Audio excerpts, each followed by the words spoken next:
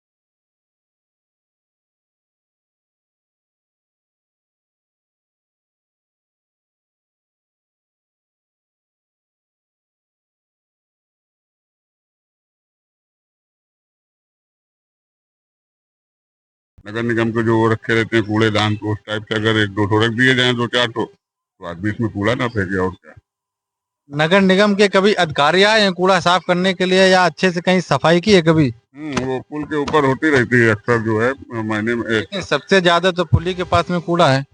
अक्सर वहाँ पे सफाई करते रहते हैं, लेकिन यहाँ से बह के जाके पुल के ही पास लगता है जाके। हाँ, ये मान के चलिए साल में 3 बार सफाई होती है। लेकिन उसके बावजूद भी कूड़ा सब पूरा जाके वहीं लगता है। और प्लस जो है मूर्ति मूर्ति विसर्जन जो भी घरों का फूल माला जो भी है सब वहीं नहर में ही फेंक देते हैं। वही मतलब कुल मिला के रोड से अपना जो है नचा के फेंका तो वहीं पे जमा हो जाता है। अच्छा, क्या नाले का पानी घरों में जाता है? घरों में नहीं जाता है इसलिए क्योंकि एक नाला ये ऑलरेडी दिया हुआ है, इसलिए घरों में नहीं जाता है। लेकिन फिर भी अंदर ही अंदर नींव कमजोर हो रही है, तो कहने का मतलब घर गिरने का डर रहता है। ये तो कहिए कि चपके हुए घर है तो इसलिए जो उस तरफ बने हुए हैं, ये नाला ऊपर है, उस तरफ के जो घर बने हैं वो उधर सामने की तरफ वो तो खाले में बने हैं, इसका पानी उसमें तब जाता है। उस पट्टी में नहीं जाता है पानी। उस पट्टी पर पक्की दीवार कर दी गई है तो उस तरफ पानी नहीं जाता है। लेकिन अभी तो हम देख रहे थे हल्का हल्का पानी फिर भी रिश्ता है जाके उधर। हाँ, उस टाइप से तो मतलब ऐसे यहाँ पे भी घरों में जाता होगा, ऐसा थोड़ी है। बड़े बड़े चूहे हैं जिन्होंने बिल कर रखा है, तो बिलों द्वारा जो है बिल है भैया, बिल और सब बिलन के द्वारा मकानन के अंदर जा रहा है, धस जाएंगी कौन दिन। बहुत ज्यादा पानी खोल दे एकदम से।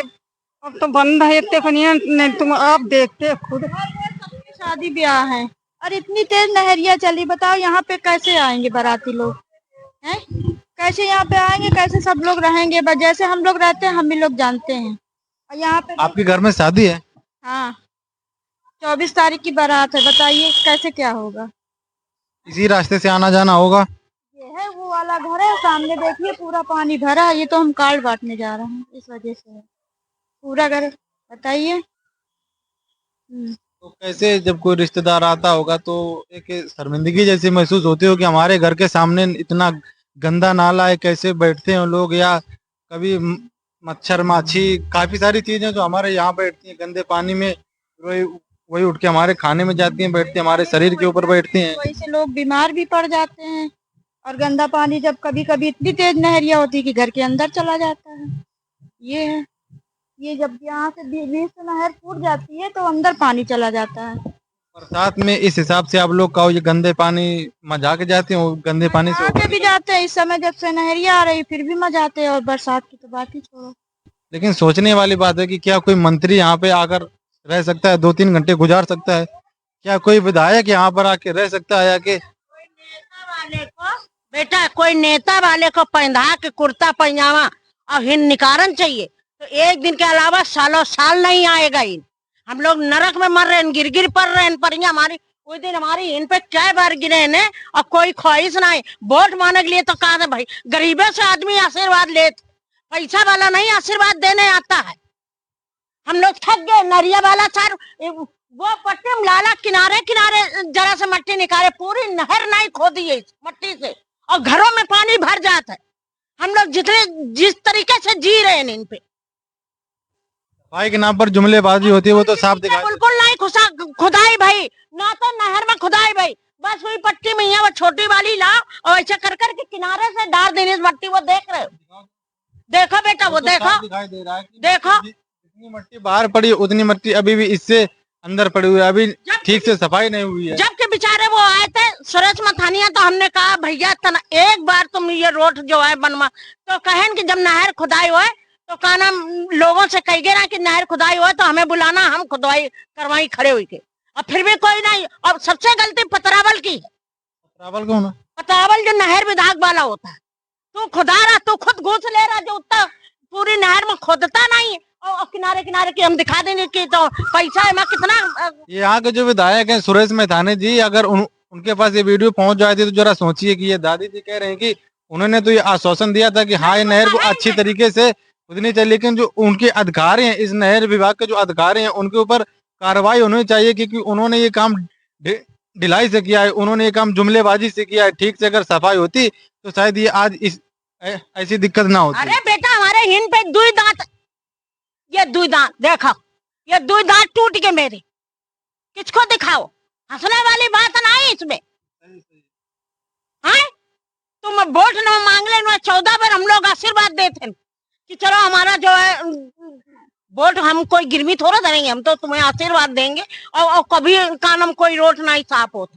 पहले जो उन्हें पानी नहीं घुसता था, कच्ची सड़क थी फिर भी घर में पानी नहीं जाता था। जब से ये पक्की सड़क भी हो गई और नहर भी हट के जो है जाने लगा पूरा पानी, देखिए हम लोग हर जगह खोदे। ये जो नाली है, नाली में भी घेवड़ा कहूँ लगाए, नाली जो है कि चलो नहर का पानी आ रहा तो नाली से निकल जाए, वो भी घड़ौरा लगाए, ये नाली खुलवा के दिखाओ सारी गिद्दी। यहाँ पे जो विधायक जी हैं सूरज मैथानी, उनसे एक आग्रह है कि अगर उनके जो नीचे कार्यकर्ता या अधिकारी हैं, जो भी उनके सिक्योरिटी वगैरह होंगे, उनसे जरा उनके ऊपर जांच बिठाई जानी चाहिए कि यहाँ के लिए उनके पास पैसा संसाधन सब कुछ होता है, फिर ये यहाँ की सफाई क्यों नहीं करते हैं? सबसे बड़ा सवाल ये है। थानिया मेरे सामने बाबू कह के गए कि नहर की खुदाई होनी चाहिए, हर जगह पे गली में यहाँ कूड़े डिब्बे धरे, न कोई कूड़े वाला आवे न कोई जमादार आवे, हम लोग खुद स्वयं साफ करते हैं। डिब्बा हम 100 रुपया खा सकते हैं तो हम 50 रुपया कूड़े के नहीं दे सकते हैं। आइए आगे भी दिखाते हैं।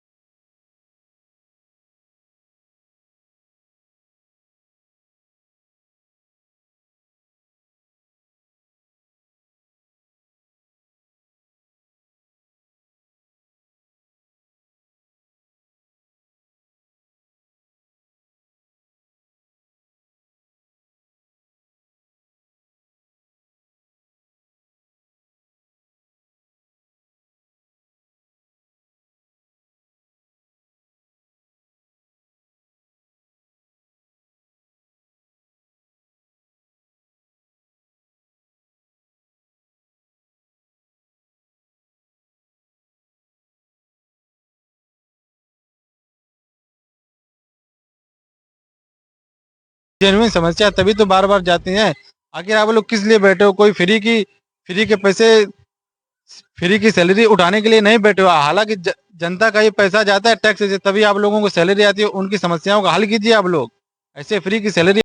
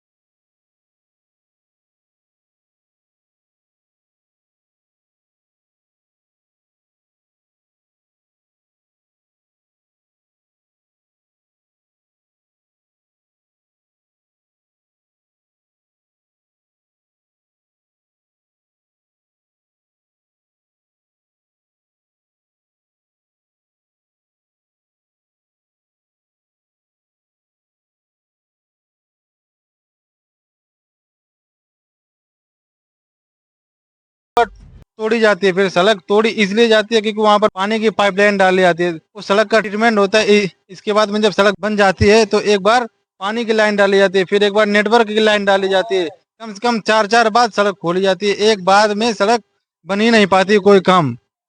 और ये इसको 3 बार तोड़ दिए। 3 बार में एकदम भ्रष्ट हो गई पूरी रास्ता। यातायात बुरा भ्रष्ट है। यहाँ लोग गिर गिर के हाथ पैर टूट जा रहा है, पानी में उंगलियां सड़ जा रही हैं।